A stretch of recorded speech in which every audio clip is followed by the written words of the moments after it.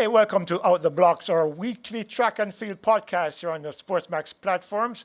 If you're watching, of course, if you're watching on YouTube, remember to subscribe, like, and share our content because it's going to be exciting for the next forever as we try to bring you the best in track and field coverage and, of course, news and information that will make your lives a lot more fulfilled as we try to, fill the gaps in terms of what we discussed in track and field. Of course, I'm Leighton Levy, and with me is Donald Oliver. And before he flies off to Gay Paris next week, Donald, thanks for joining me today. Of course, it's always good having you here. It's always good to be here with you, Leighton. It's a pleasure to be a part of this initiative. It took some time Yeah. to get going, but I'm glad that we're finally here. And I'm sure that there's a huge audience for it. Obviously, I mean, Yeah. look, this is the Olympics are coming up.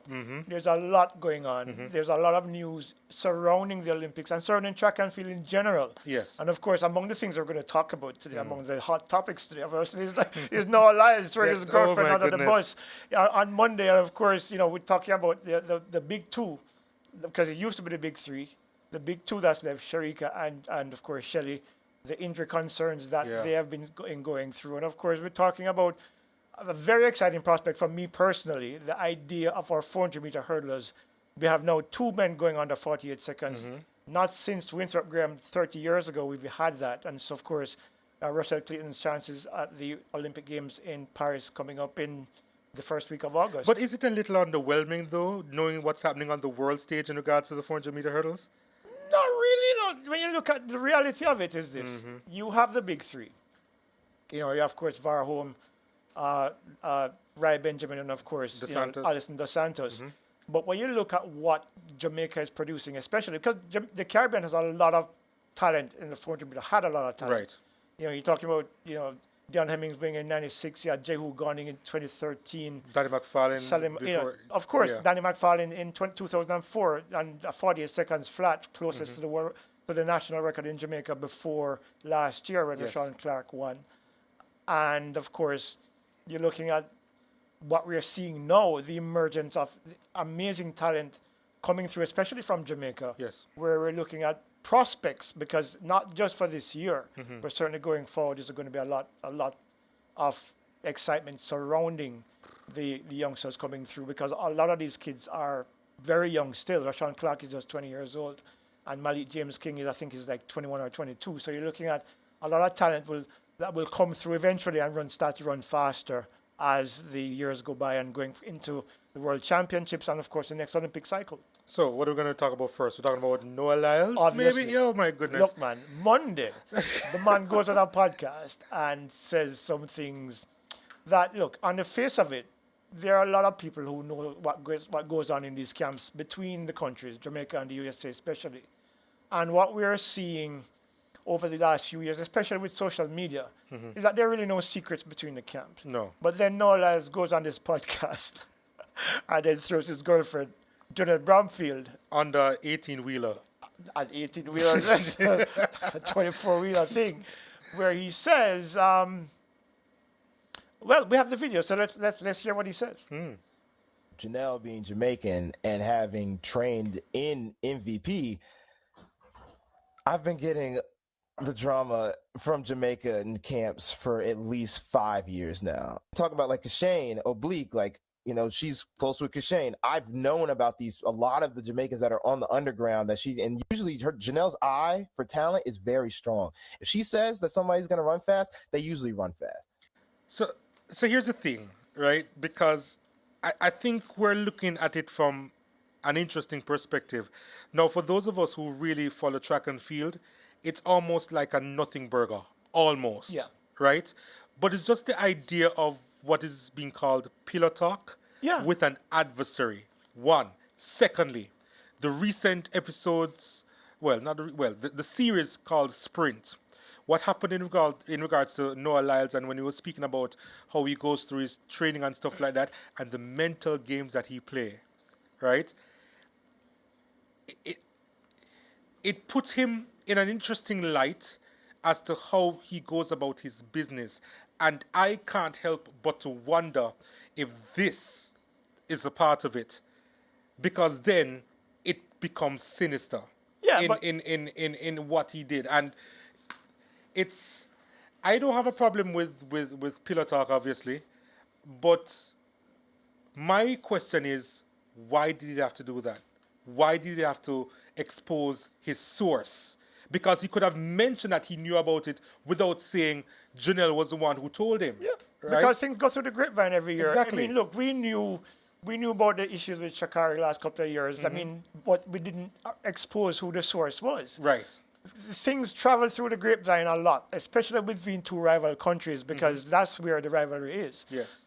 But for him to then pinpoint Where the source who was. his source like, is That's crazy. puts her in a very uncomfortable situation in a couple of ways. One, from an MVP perspective, Yes. knowing how Stephen Francis is, Oh. he's going to probably say, wait, this cannot happen anymore because we know how he likes to keep things close to his chest. Yeah, he literally has trade secrets. Yeah, so he will say to his athletes, look, don't talk to Janelle anymore about anything. And it will make for an uncomfortable existence between, especially since she's on the Olympic team, where she goes into the camp.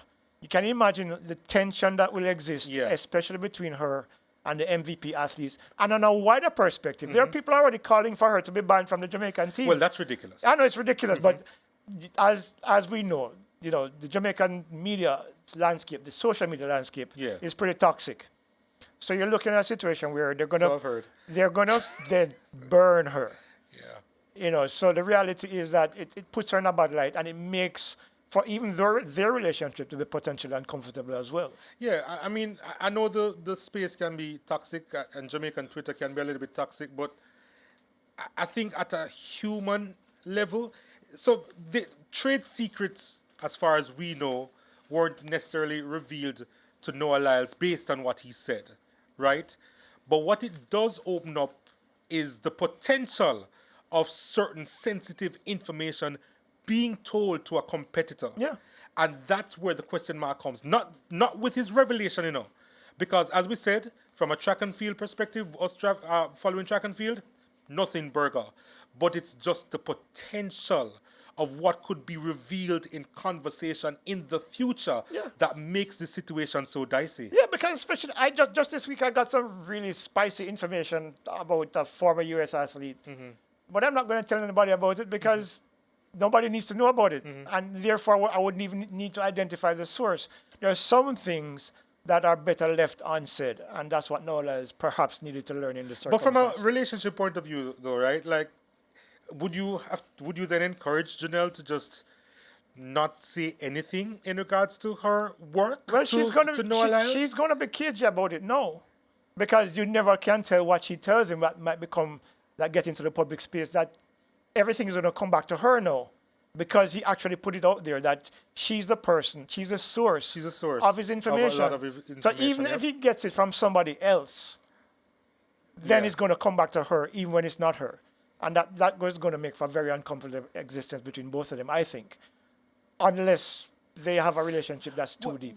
It probably is, because she's already on social media saying that this doesn't phase her at all, and Well- that she's taking flights, and Yeah. she doesn't have feelings about the on the let's matter. see. So Well- I mean, let's see. Well, the thing about it is that talking about that very thing, I mean, one of the challenges that information actually could lead to as well is information about, the big two, or the remaining big two of Jamaica's big three. Of course, Lynn Thompson here are out for the season, and God knows for how long with that Achilles tear.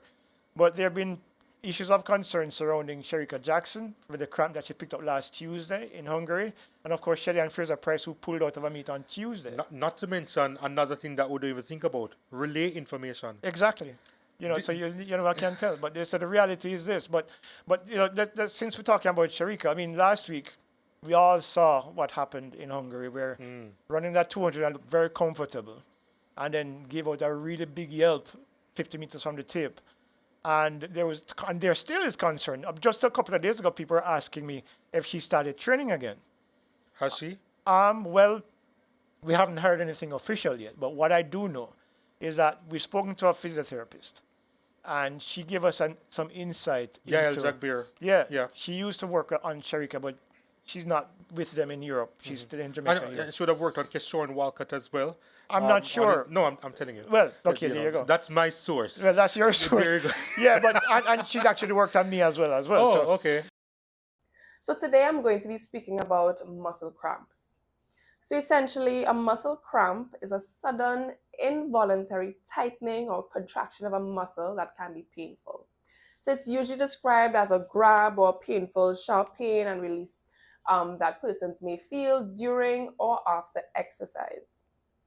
So a muscle cramp is usually caused by various reasons: dehydration, electrolyte imbalance, muscle fatigue, doing exercise in extreme conditions like too hot or too cold. Those things can elicit a muscle cramp.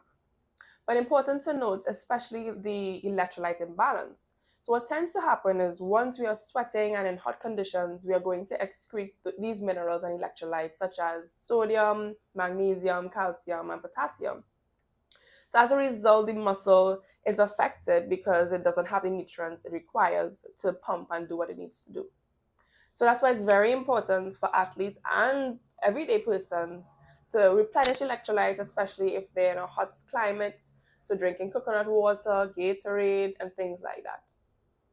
So usually with recovery, it's dependent on the extent of the muscle cramp. So as a physical therapist, I will assess the patient and ask, okay, are you feeling pain? Do you feel pain with walking and things like that? So again, muscle cramps tend to resolve pretty quickly. It's like a sharp release and go. But if there's residual pain, then it needs to be assessed further and treated further. So usually within a day to 3 days, someone is able to do jogging, light strides, and things like that. And most likely within a week, they're able to return to full training, if it's football, track and field, whatever it is, without any issues. and what she basically said was that if handled right, an athlete can recover in 2 to 3 days. Is that a little bit surprising for you, knowing? So No. it's not only hydration, Yeah. right? But it sounds just a little bit weird for an athlete out of a camp like MVP to be suffering from cramp, maybe due to a lack of hydration. Like, But- that doesn't make sense But to it's me not at all. necessarily it's not necessarily that. It could be muscle fatigue as well, and it could also. But even be, that is a little surprising as well. no, look, you don't know how your body's going to respond when you're training. For example, especially when you're training through meets, you might feel healthy, you might feel well within yourself, but the muscle is there, and it's experiencing something that you're not aware of. Right. So it's just like you're in the gym sometimes and you're working and you feel fine, and then you do one extra rep. Just like when I tore my shoulder a couple of Yeah. years ago, I did one extra rep, and boom, my rotator cuff tore.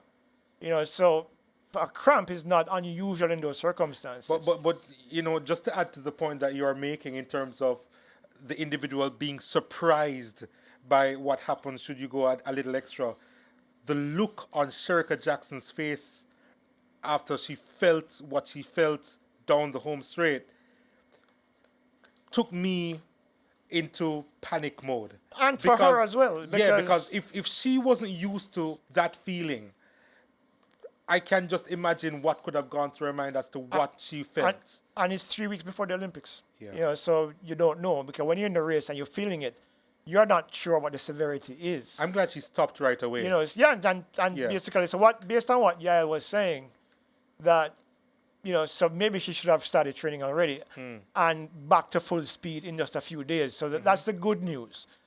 So that's the issue. That whether or not that becomes a recurring issue as the Olympics draw closer is another matter, because whatever mitigating methods and procedures they can put in place to ensure that it doesn't happen again is going to be key going forward. The bigger concern for me is Shelley and Fraser-Pryce, because she started her season late, and she's only had 4 races. Now there's a thing called race sharpness, or Sharpness. competition sharpness, Or in football, they call it match fitness. and according to Shelley, she calls it race readiness. That she spoke about last year when I interviewed her last October, where she said that going into Budapest last year, she wanted to have more races, but because of the issues with her knee and some other issues that she didn't disclose, she wasn't able to race as much as she wanted. Now, given what we've seen from her 4 races, including 3 at the national championships and pulling out of a meet which most likely would have been her last race before she goes into This Paris. is far from ideal It's preparation. far from ideal. And remember now, she's not 25 or 26. She's 37. As Hubert Lawrence, our late colleague, used to say, those tires, the tread has worn off those tires, so she's not exactly at her premium best anymore. So going into Paris might be an issue for her, given the fact that she hasn't had enough races. She hasn't had enough opportunity to test herself at full strength, at full tilt, going into competition where she's likely to go up against a Sha'Carri Richardson, a Julian Alfred, a Shericka Jackson, Melissa Jefferson, and her own, Jamaica's own Tia Clayton, Oh, yes. who came second at national championships. So that's where the concern is for me for Shelley. But the thing is this, we know how much of a warrior this girl is. And if she goes, and she will know that going into the Olympics Games, she's not where she wants to be. But if there's anyone who can use that to her advantage, it will be Shelley and Fraser-Pryce. Yeah. You're looking at somebody who is, since she first won her first individual title at the Olympics in 2008, she's been to virtually every final at World and Olympic Championships at that point. She's failed to medal only once. That's in 2011, where she was in a blanket finish and she was adjudged fourth. So she'll go into Paris probably a little bit concerned, but having the experience that she has had, I think she'll be fine. Whether she ends up on the podium or not depends on how well her body responds to what she does once she gets to Paris. And that brings us to the crucial point. This is the first time since 2012 that a Jamaican woman is not favored to win the Olympic gold medal, primarily because of those injury issues. And because Sha'Carri Richardson is the world champion, Jamaican Shericka Jackson and Shelley will not be favorites going into Paris. And so First time since 2012. Yeah, because Jump my Shelley- memory, Shelley- in 2012, what happened? Shelley was the defending champion. Oh, From so two- Elaine was the one who kind of came out of the blue. That was 2016. So what happened in 2012, remind me? Shelley won the second 100-meter title in London. But why wasn't she considered favorite? That's what I'm asking. She was the favorite. I said it's the first time since 2012. Since? Yeah. You're slow in the boss. Yeah, a little bit slow. Since yes, 2012. But in 2016, though, Elaine was probably the favorite. but you said that this is the first time since then that a Jamaican or... A Jamaican, because Okay. remember now, the last time the US won Olympic final was 1996. Yes. It was Tanu, then Nestorenko in 2000, after Marion Jones got disqualified in 2000, and then Nestorenko won in 2004 in Athens. And then since Athens, it's been Shelley, Elaine. So this is the first time since 2012, because Shelley would have gone in as favorite for 2012 as well, having won in 2008 and having run well consistently throughout.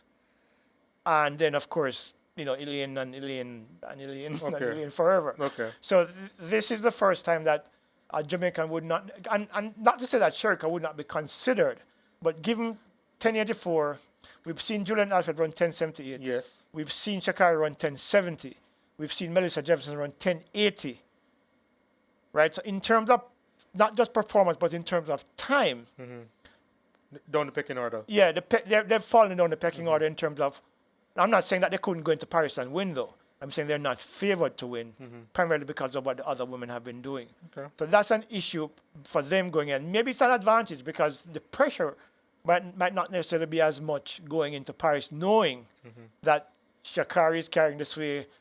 Julian Alfred, who I think potentially can win the gold medal based on what we saw from her just a couple of days ago, 1085 after lifting heavy on her legs all week. So the pressure might be off a little bit. So it could work to the Jamaicans' advantage, but also it could also give additional confidence to the athletes who are looking to supplant them at the top of the podium as well. All right. What's next? But I don't know. You have no thoughts on that? Am I just the only person going to be talking? No, but yeah, on this matter, yeah. No, but on a serious level, I am a little bit concerned with the readiness of a number of the Jamaican athletes. Obviously, Caribbean representation is still high. Sha'Carri Richardson, as far as her being the favorite, yes.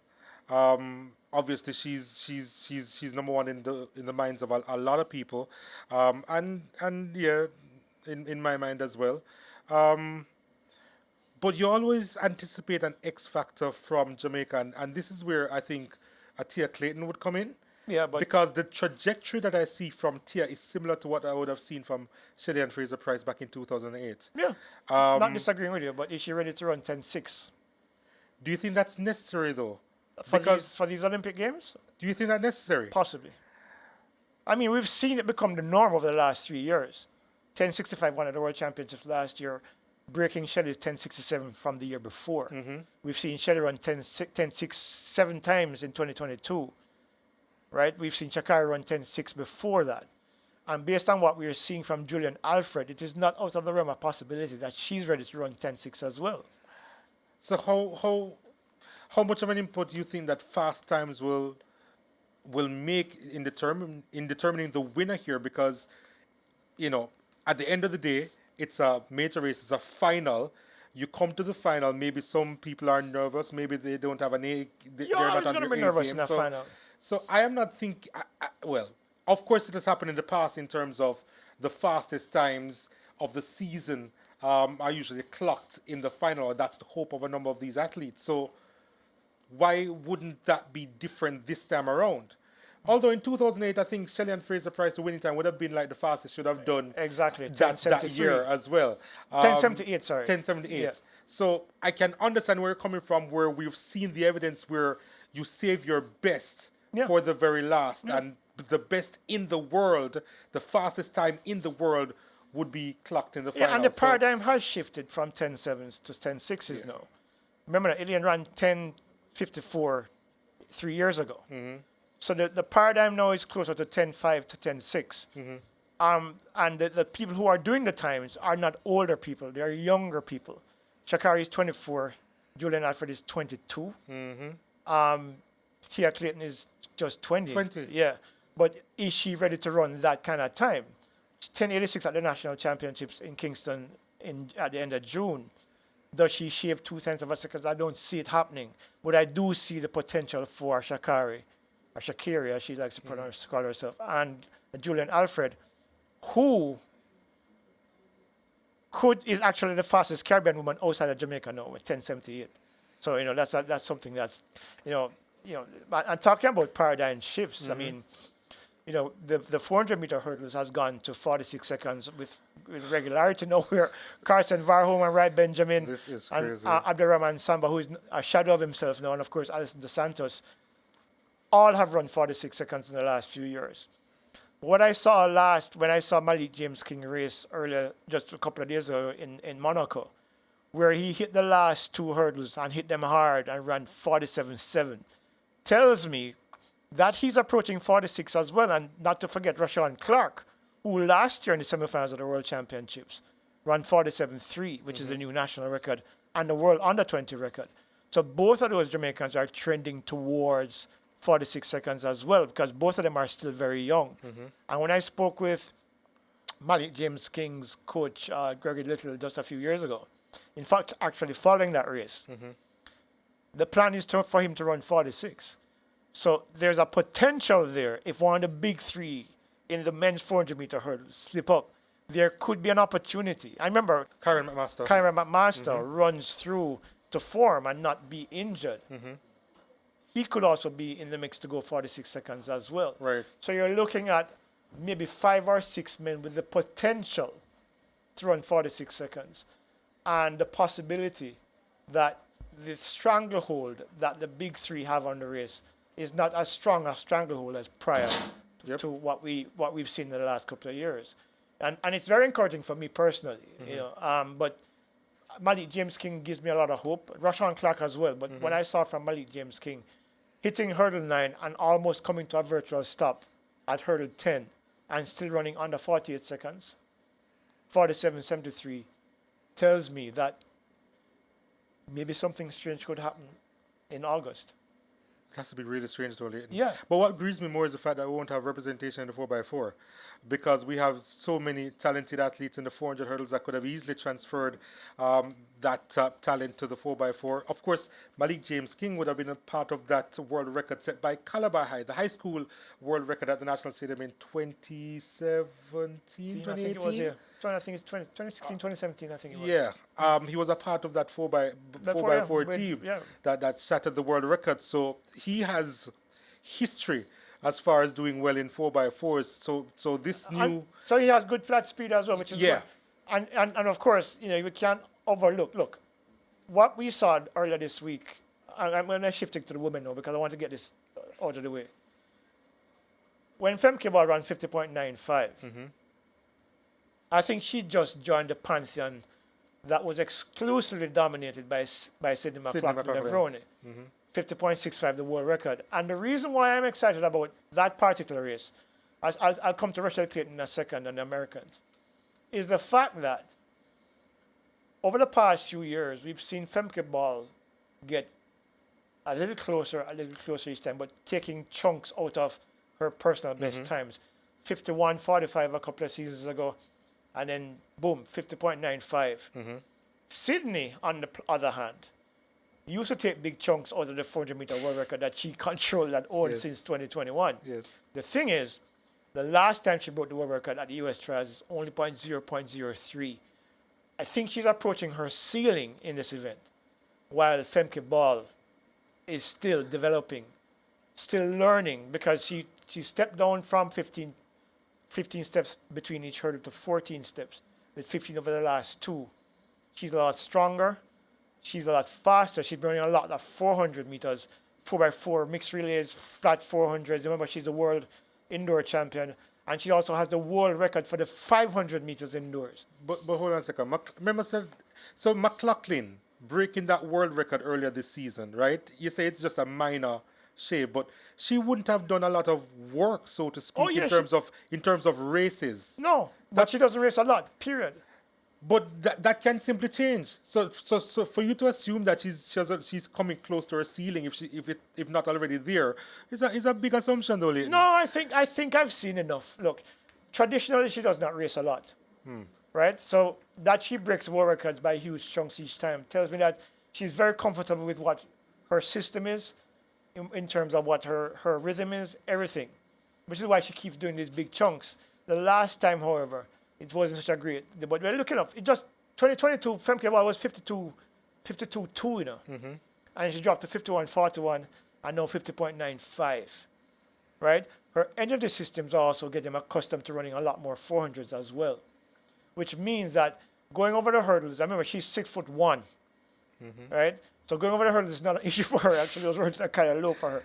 So I think what we'll see in Paris is a lot closer than people think. But this is where now I bring in Rochelle Clayton, because 52.51 puts her ahead of the rest. There are 3 Americans that ran 52, including Anna Cockrell at the U.S. trials. But 52.7s is behind that 52.51 that Rochelle Clayton ran at the national championships in June. And I think, given where we see her, I think she's a likely podium finisher in Paris as well, which augurs well for Jamaica's 400-meter hurdles as well. Rochelle is, for me, potentially, the national record, I think, is 52.4 by Melanie Walker from 2009. I do believe that I would not be surprised that Rochelle Clayton breaks national record at the Olympic Games and does something like 52.2 or 52.1. Nothing being, everything being equal. You think she's turned a corner? Yeah, I mean, remember after 2019, but when she ran bronze in Doha, she had injury issues that kept her out for almost a year and a half, where she was constantly being injured. I think hamstring and quadricep injuries, I think, was what she was suffering from. She's healthy now. She's stronger now than ever before. And she's confident now. When I spoke to her earlier this year, and she told me she was changing her system from 15 steps to 14, following in the path of Sydney McLaughlin-Levrone and, of course, Femke Ball. She's beginning to see the benefits of it. And I think, given that, I think that puts her ahead of the rest of the Americans. And I think that potentially puts her on the podium in in Paris, where you will be at, for that matter. I can't tell you how envious I am of the fact that you're going to be in Paris enjoying all of this, and we're not going to be able to. It's my first time lately. You don't need to be envious. How many Olympics have you gone to? I've never been to Olympic Games. Oh well, I'll be jealous too. It's fine. There you go. I get it. But I get it. it's gonna be. I think it's gonna be a lot of fun. I think we're gonna see a lot. I think there's gonna be a lot of surprises in Paris. I think so too. I think there are gonna be a lot of extraordinary performances because the track is very fast. And purple. And purple, yeah. But I think it's going to be really good, and I think it's going to be something that will be, it'll possibly be one of the best Olympic Games that we've seen in modern times. I think Tokyo was great, but I think Tokyo was great, but Yeah, but without I the think- vibe, yeah, right? yeah, because the pandemic and Yeah. everything. But now the crowds are back, and outside the bed bugs, well, bed bugs issues not what you're going to have to deal with in Paris, but that's not my problem. But I enough. think that brings us to the end of today. Oh, it's a pleasure being here. Yeah. It was good having you. Safe trip to Paris next week. Thank you very much. And of course, that's it from us, folks. Of course, remember to subscribe to our YouTube channel, like and share our content. And of course, come next week, we'll be making our picks for individual events at the Paris Olympic Games in track and field, talking about here. And of course, we'll be having a surprise co-host who will be our co-host going forward. And there'll be some surprise picks as well in our selections for who's going to be on the podium in Paris. So until next week, when we'll be coming straight at you out the blocks. Bye-bye.